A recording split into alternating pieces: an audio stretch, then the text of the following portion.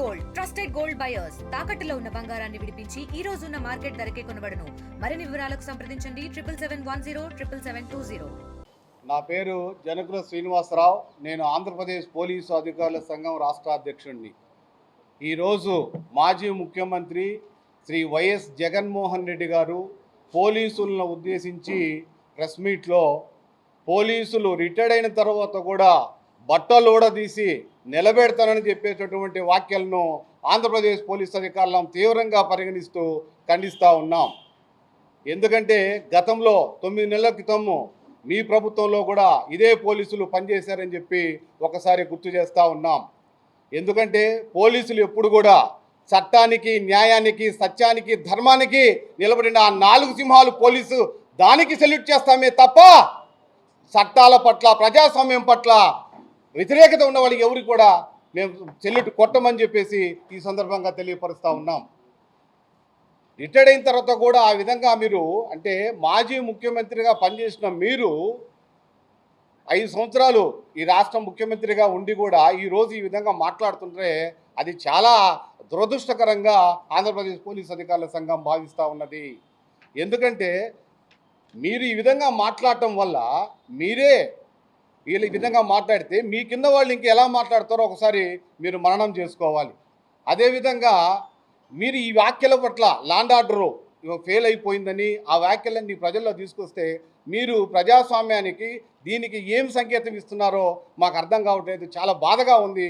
మేము మీ వ్యాఖ్యలు మా ఆత్మధైర్యాన్ని, మనోభావాల్ని దెబ్బతీసే విధంగా ఉన్నాయి కాబట్టి మీ వ్యాఖ్యలను వెనక్కి తీసుకోవాలని చెప్పేసి ఆంధ్రప్రదేశ్ పోలీస్ అధికారుల సంఘం నుంచి మీకు విజ్ఞప్తి చేస్తూ ఉన్నాం.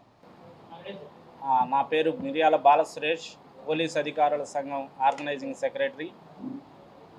ఈరోజు మాజీ ముఖ్యమంత్రి వర్యులు శ్రీ వైఎస్ జగన్మోహన్ రెడ్డి గారు తను చేసినటువంటి వ్యాఖ్యల పట్ల పోలీస్ అధికారుల సంఘం పూర్తిగా ఖండిస్తూ ఈ వ్యాఖ్యలను విత్డ్రా చేసుకోవాలని, అలాగనే పోలీస్ అధికారుల సంఘం తరఫున మనవి చేసుకుంటూ మళ్ళీ ఇలాంటి వ్యాఖ్యలే చేయడం వలన పోలీసు సభ్యులందరూ, పోలీసు ఉద్యోగస్తులందరూ